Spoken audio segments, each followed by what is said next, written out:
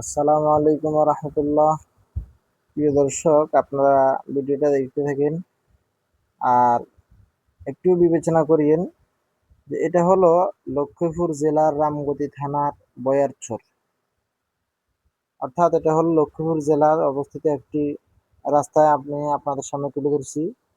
সেটা হলো এটা রামগতি থেকে তেগাছিয়া বাজার অর্থাৎ মোহাম্মদপুর বাজার। তো এখানে যাতায়াত রাস্তা, এটা প্রধান সড়ক।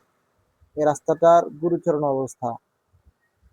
তো আপনারাই দেখেন, আসলে আমাদের দেখার মতো কেউ নেই। আমরা চাইছিলাম আর কি, আমাদের এই প্রধান সড়কে যদি কাজ হয়ে যেত তাহলে হয়তো দেখা গেছে প্রতিদৈনিক এই রাস্তা দিয়ে, এই পথ দিয়ে হাজার হাজার মানুষের যাতায়াত। এমন হয়, মনে করেন যে অসুস্থ রোগী নিয়ে যখন এই রাস্তা দিয়ে যায় তখন বহু রোগী আছে যে হাসপাতাল যাওয়ার আগে আগে রোগীর অবস্থা আরো খারাপ। আর ইমার্জেন্সি কোনো রোগী যদি হয় তাহলে মনে করেন যে এই রাস্তা দিয়ে তো যদি তারা যাওয়ার চিন্তা ফিকির করে কিংবা যায়, তাহলে বুঝেন কোন অবস্থা হতে পারে। এই যে সামনে যেটা দেখা যাইতেছে এটা হলো জানান মিয়ার তেমনই, এটা হলো তেমনই আমাদের এই অঞ্চলের, এটাকে তেমনই বলা হয়। তো দেখেন ভাই, আসলে রাস্তার কোনো পরিবেশ নাই, কোনো অবস্থা নাই। আমরা আসি, মনে করেন যে আমাদের অবস্থা থেকে কোনো কথাও বলতে পারি না, কিংবা কথা বললেও আমাদের এই কথাগুলো অভিভাবকদের কর্ণ পর্যন্ত পৌঁছে না, দৃষ্টিগোচর হয় না। এজন্য ভাই, ভিডিওটি সর্বোচ্চ শেয়ার চাই।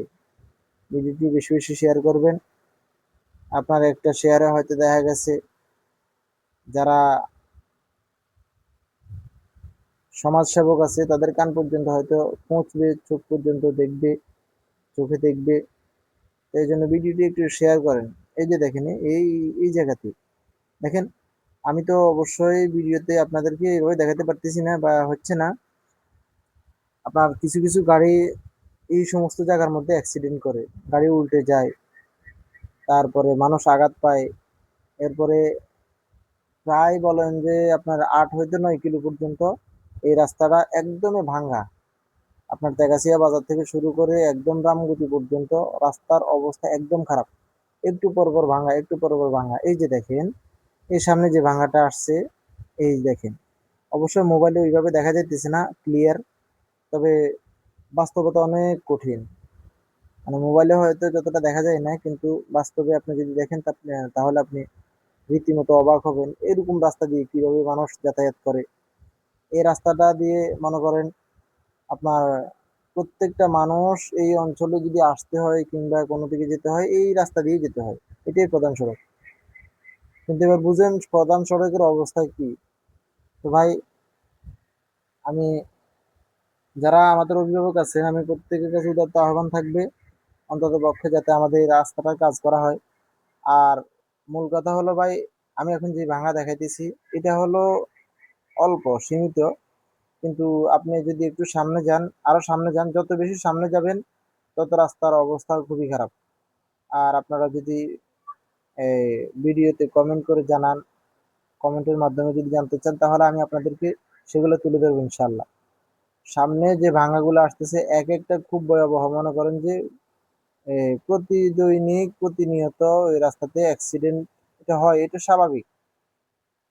একদম নিয়মিত অ্যাক্সিডেন্ট হয়, হয়তো গাড়ি উল্টে যাবে কিংবা কোনো একটা সমস্যা হয়ে যেতে পারে। তো ড্রাইভারদের জন্য কষ্ট, তারপরে যাত্রীদের জন্য বহু কষ্ট। এবার এইভাবে আর কতকাল সহ্য করব। আমি চাই সমাজ সেবকদের কাছে আমার এই ভিডিওটা পৌঁছুক, ওনাদের মাধ্যমে যাতে আল্লাহ পাক এই কাজটা করান। প্রতিদৈনিক অসংখ্য ছাত্রছাত্রী এই রাস্তা দিয়ে যাতায়াত করে। সামনে রামগতি বাজার স্কুল কলেজ মাদ্রাসা সবগুলো আছে। তো প্রতিনিয়ত ছাত্ররা দেখা গেছে এই রাস্তা দিয়ে যাতায়াত করে। অনেক ছাত্র অনেক কষ্টের সম্মুখীন হতে হয়। পরীক্ষা দিতে যাবে কিন্তু পরীক্ষা লেট হয়ে যায়, বহু সমস্যা এই রাস্তা দিয়ে যায়। এরপরে ডাক্তার পর্যন্ত একজন রোগী যদি যাইতে চায় তাহলে তার অবস্থা খুবই সিরিয়াস হয়ে যায়। এবং কি মনে করেন যে আপনার সুস্থ মানুষও যদি এই রাস্তা দিয়ে যায়, সে অসুস্থর মতোই হয়ে যায়। এই জন্য ভাই, ভিডিওটা সর্বোচ্চ শেয়ার চাই, ভিডিওটা শেয়ার করে দিবেন। আহ, আমি চাই এই রাস্তাটা যাতে হয়ে যায়, রাস্তার কাজটা যাতে হয়। আর কতকাল আমরা এই কষ্ট করব, এই রাস্তাটা করবে করবে শুনতেছি, কিন্তু আসলে করা হচ্ছে না। এই যে সামনে যে ভাঙাটা দেখতেছেন, এটা আরো আরো বড়। এই যে হয়তো মোবাইলে তেমন একটা বোঝা যায় না, এই যে ভাঙা যেটা, এখান দিয়ে কিন্তু একটা গাড়ি যদি, এই যে অটোরিকশা এই যে গেল, এই অটোরিকশাটা এখান দিয়ে যাইতে কত হিমশিম খাচ্ছে। এই যে আরো আসতেছে, সবগুলোর একই অবস্থা। তো ভাই এইভাবে আর কত? প্রত্যেকটা ব্যক্তির জন্যই তো এটা রিস্কের মধ্যে পড়ে। আপনার অনেক সময় যাত্রীরা গাড়ি দিয়ে আসে, এই পর্যন্ত আসলে যাত্রী গাড়ি থেকে নেমে যায়, এরপরে আবার গাড়িতে ঠেলতে হয়, ঠেলে ঠেলে তারপরে এই ভাঙাগুলো পার করতে হয়। তো ভাই কি করার, আমাদের কি ভাগ্য কি পরিবর্তন হবে না নাকি? আমাদের ভাগ্য কি এখনো কি তেমনই থেকে যাবে নাকি? মানে সব বদলাইছে, ক্ষমতাও বদলাইছে, সবকিছু বদলাইছে, কিন্তু আমরাও বদলেছি, কিন্তু আমাদের ভাগ্য বদলায়নি। তো আইনুদ্দিন আলাদাদের সেই সঙ্গীত গুলোর কথা মনে পড়ে, মানে সবকিছু বদলাইছে কিন্তু আমরা বদলাইতে পারি না, আমাদের স্বভাব বদলাইতে পারি না, আমাদের ভাগ্যের পরিবর্তন হয়নি। সবকিছুর পরিবর্তন হয়েছে। এই যে গাড়িটা দেখেন, এ উঠতে পারতেছে না। এই আমি তো সামনে চলে আসছি, পিছন থেকে যাত্রীরা নামি তারপর গাড়িটা ঠেলে তারপরে উঠেছি। তো এইভাবে আর কত ভাই, দোয়া চাই ইনশাল্লাহ প্রত্যেকে ভালো থাকবেন। আসসালামু আলাইকুম।